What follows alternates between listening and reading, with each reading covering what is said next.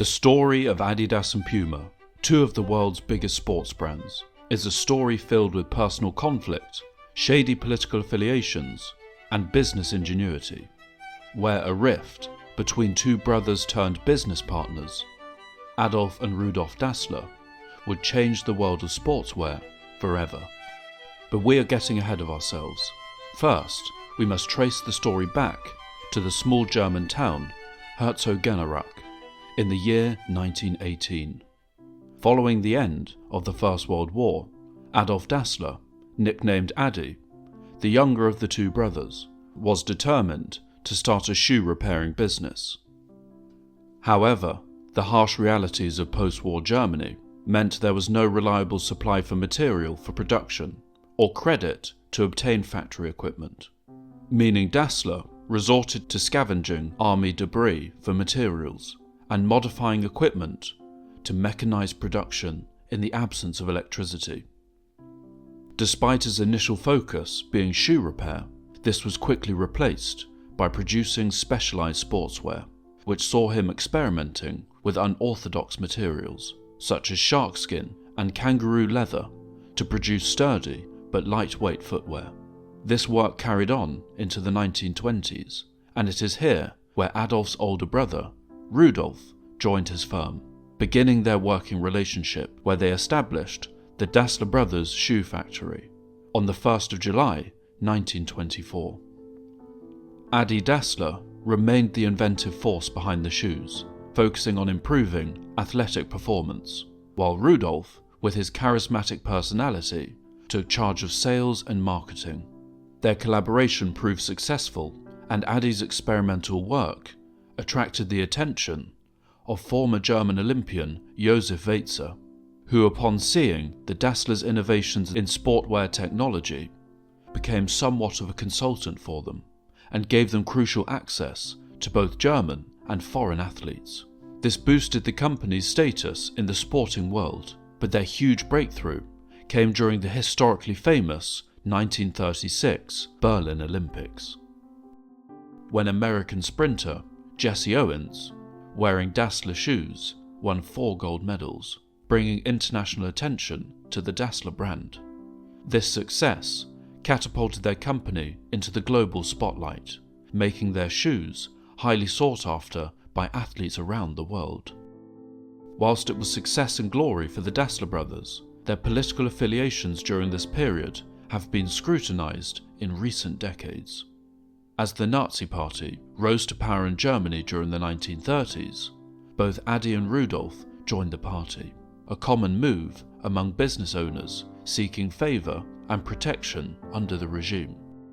The political climate of the time was complex and fraught with danger for those who did not align with the ruling party. During World War II, their factory was repurposed to produce military supplies, a common practice employed by all belligerent nations. As previously stated, this period would later cast a shadow over their legacy, as their involvement with the Nazis became a controversial part of their history. On a personal level, the relationship between the Dassler brothers began to fray during the war. While specific details remained speculative, several factors contributed to their eventual split. Political differences, personal animosities, and family tensions all played significant roles. After Germany's defeat in World War II, both brothers were tried by the Allies for their involvement with the Nazi Party. It is believed that Rudolf of the two was more fervently aligned with Nazi ideology, while Adi was more business-focused, and during his trial presented evidence of instances where he acted against the interests of Nazi Germany during the war. Interestingly, Rudolf presented evidence suggesting it was in fact Adi who oversaw the production of military supplies, and that he made political speeches to his workers, all denied by his brother. It has been suggested that Rudolf did this to try and wrest control over the business, but this did not occur, as though Adi was not acquitted, the evidence and testimonies he gave drastically lessened his punishment and allowed him to continue at the helm of the company. However, by 1948, the rift between Adi and Rudolf had become irreparable. The once united Dassler Brothers shoe factory was divided, leading to the creation of two separate entities. Adi Dassler named his new company Adidas, a combination of his nickname Adi and the first three letters of his surname. Rudolf, seeking to establish his own brand identity, initially named his company Ruder before settling on Puma. It is also believed that once the split was formalized, the brothers never spoke again. The split of the Dassler Brothers not only divided their company, but also their hometown of Herzogenaurach. The town became a physical embodiment of the rivalry, with residents aligning themselves either with Adidas or Puma. The division permeated local life, from sports teams to social gatherings, creating a unique and enduring rivalry that extended well beyond the business realm. Despite this ongoing personal animosity, both companies thrived.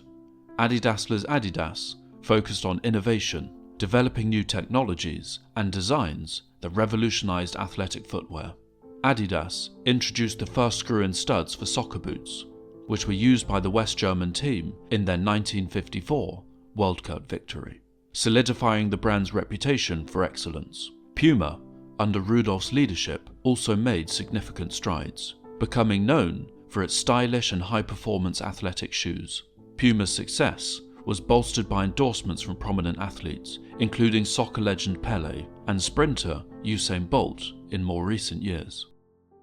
The legacies of Adidas and Puma are marked by their contributions to sports and athletic innovation. Both companies have grown into global giants, shaping the sportswear industry with their advancements and competitive spirit. However, their founders' involvement with the Nazi regime remains a contentious part of their history. Over the years, both companies have distanced themselves from this past, focusing instead on their roles in promoting sports and athletic excellence.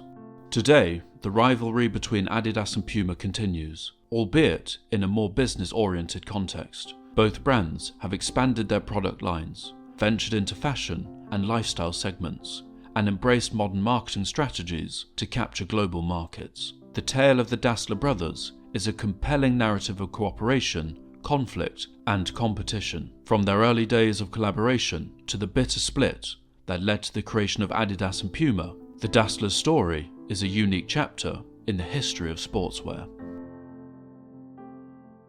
Thank you for watching. If you would like to see more on a wide variety of interesting topics, then like, comment, and subscribe.